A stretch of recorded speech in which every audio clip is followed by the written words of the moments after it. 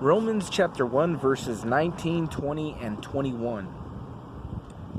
Because that which may be known of God is manifest in them, for God hath showed it unto them.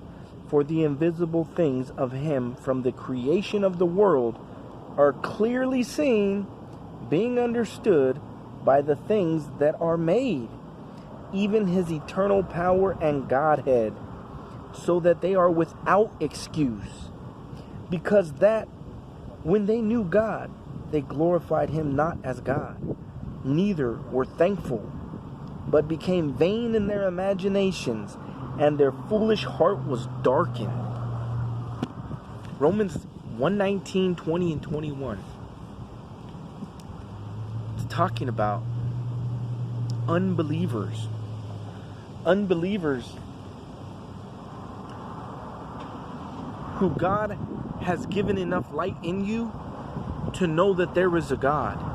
Just by the light in you, just by the obviousness of creation. And it says that on that day you will be without excuse. You won't be able to say, well, how could I know there's a God? Nobody told me enough about God. You know what God says?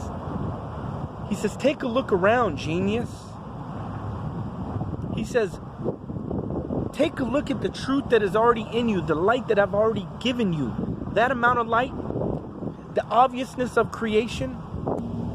You know, there's thousands of us out here, okay? People like me who don't expect any money in return and who pretty much know that the response that we're going to get when we try to talk to people is negative. We put up with a lot of stuff from people who choose to suppress the light that is already in them, to suppress it with the indoctrination and their own wicked, vain imaginations. And we have to deal with those people on a constant basis. We're called to do that. That's why we're called soldiers. Let's think about time. Time is one of the most important things that a person can have in this life, because all of our time is so short on this life. We never know when that time is going to expire.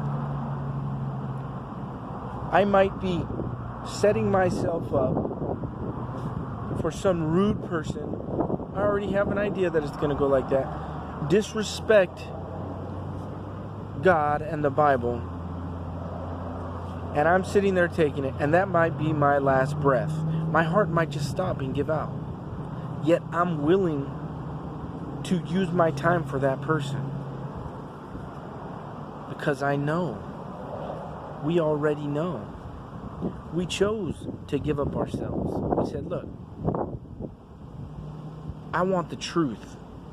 For those of you out there who are still mockers and scoffers,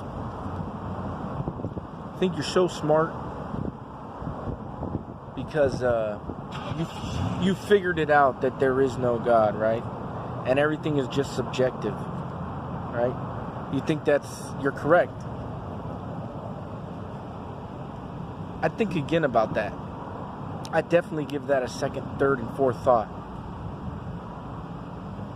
Because on that day,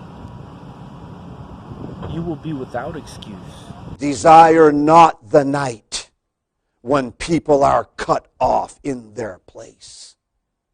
If you're not right with God through faith in Jesus Christ, do not desire the night when you are cut off from the land of the living. He that being often reproved hardeneth his neck shall suddenly be destroyed, and that without remedy. There is no remedy for you after you die. There is no purgatory. There is no repentance in the grave where you are going if you are not saved. Your last breath leaves your body. The eyes of your soul open to see that your body is no more. Terror takes hold on you as the flood of God's wrath begins to pour on you. If that's what you want, let me tell you what you do. you do nothing. You do nothing about God. You do nothing about Jesus Christ. You do nothing about your guilty conscience. Just let it ride. This is what you get. But if this is not what you want, this is your only choice. Even the righteousness of God, which is by faith of Jesus Christ, unto all and upon all them that believe, for there is no difference. That is the only remedy God has provided for man in this world to escape that journey that spirals you downward into a world that you never want to go to.